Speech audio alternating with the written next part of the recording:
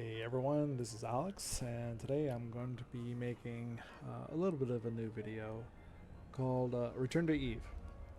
So I've made quite a few videos for Eve Online, guides and stuff, but I've been out of the game for a while, or not very active in it for quite some time. And the reason is that life had gotten very busy. I wasn't really able to play pretty much at all for about like half a year.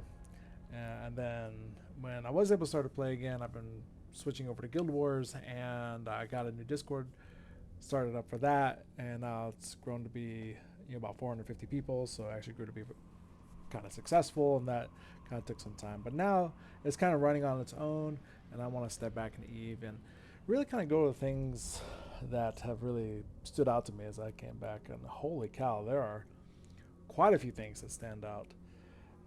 Jumping back into Eve is like jumping back into a massive swimming pool or an ocean, basically. And a lot of things have changed, even from about the brief time, maybe about a year and a half or so that I've been gone. But even when I was here last time, I wasn't really 100% all that active. So, one thing that's really stood out to me is just the enormous amount of stuff, even more stuff, that is now on the market.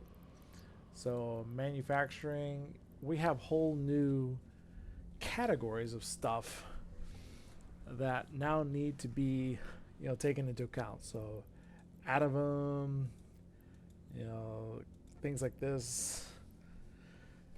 Basically, overall, it seems to me like Eve's starting to become a lot more convoluted inside its economy. I know we can think of its expansion. It has more things to do. There are more things to buy and sell, but it's getting so granular, and there's so much of it that it's starting to become, as a trader, pretty hard to manage. Just kind of stay on top of. So basically, I mean, for me, I'm just gonna keep focusing on the base level of the economy until I work my way back up again. So that would be uh, base minerals, like like these guys. I'm not even sure what this some of this stuff is. Chromodynamic tricarboxylus or whatever that is. Latrium. These are for creating filaments, blueprints. I think this is for the sleeper stuff. Yeah, so this is all for the new sleeper content that's been released for about the last 2 years or so. It is exciting. Don't get me wrong. I'm not, being critical that it's here, but it kind of adds another layer of complexity on top of an already very complex market. So I'm out here in the sticks. I'm back in a curse, and what I've been doing is I've been resetting up my market orders. So I've been going through my stash, putting up new, sell orders. You can see all these are 89 days. I kind of jumped in a while ago, got those orders up and going. I let all my other orders, all expire out basically. But my current orders, just starting to kind of get the machine running again here. I didn't have a whole bunch of stuff out here, and I remember now the reason why I left. Of course, it happened at a point I was out doing a mission with my battleship, got ganked, got blown up. So I'm tired of this.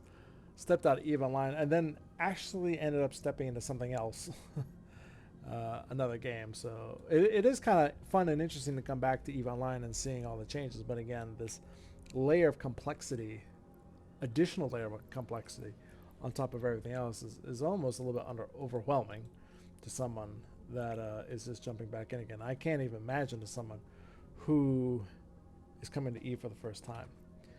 Now I'm just going to log off here,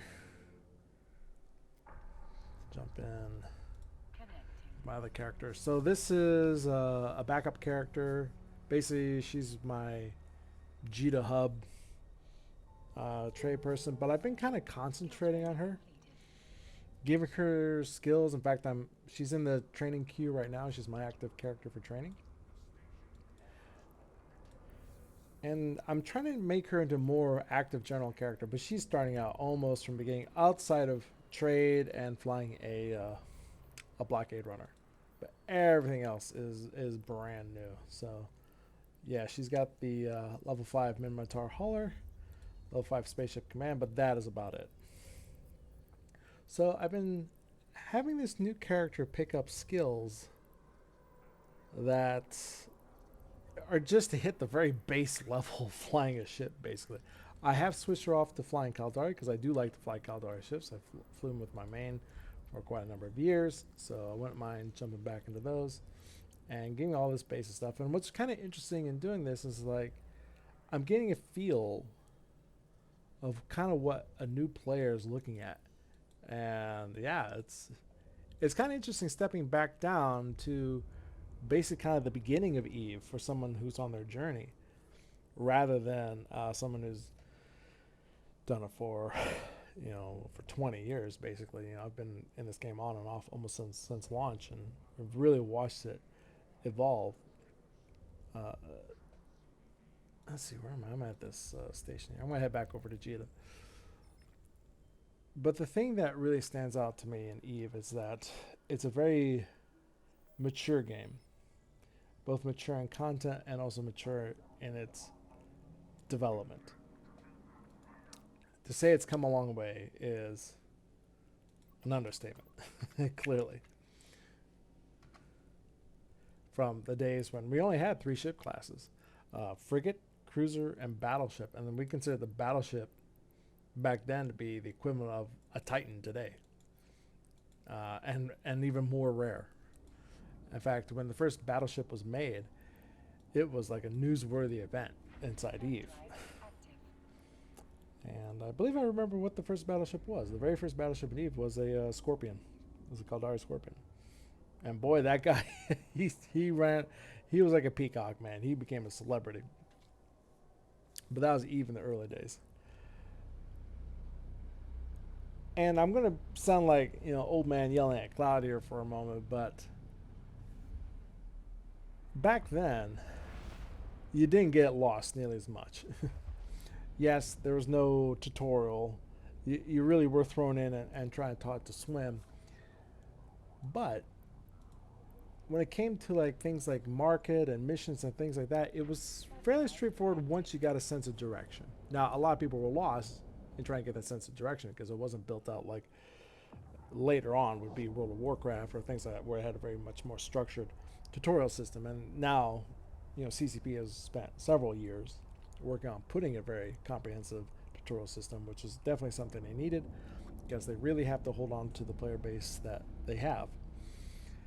The player base for EVE Online is probably the most dedicated of all the MMORPGs, but it's fairly stable. It's not going to blow through the ceiling, like it did probably back around 2010, 2011, or maybe a little bit earlier.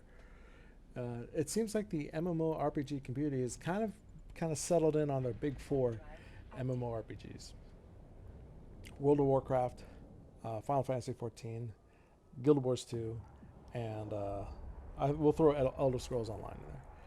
But CCP has shown that EVE Online can be very successful when you have a nice dedicated player base. But if you're a new player, yeah, looking at that market screen is like being slammed into a face. And I was like, oh my God, how much am I going to have to study here? It really takes time to get into EVE Online. And it really comes down to the approach that one comes to EVE Online. EVE Online is not a game you can win. It's not even a game that, in a sense, you play traditionally like a traditional video game. There's no levels, there's no winning or losing or anything like that. Yeah, there's skill levels and things like that, but that's about it. It's a living, breathing virtual world, and you're a participant in this virtual world. As you can see, as I fly into Jita 44. Docking permission requested. Sorry, I got a text from my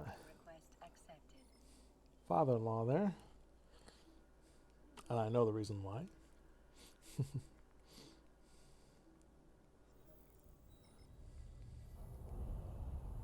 Just make sure that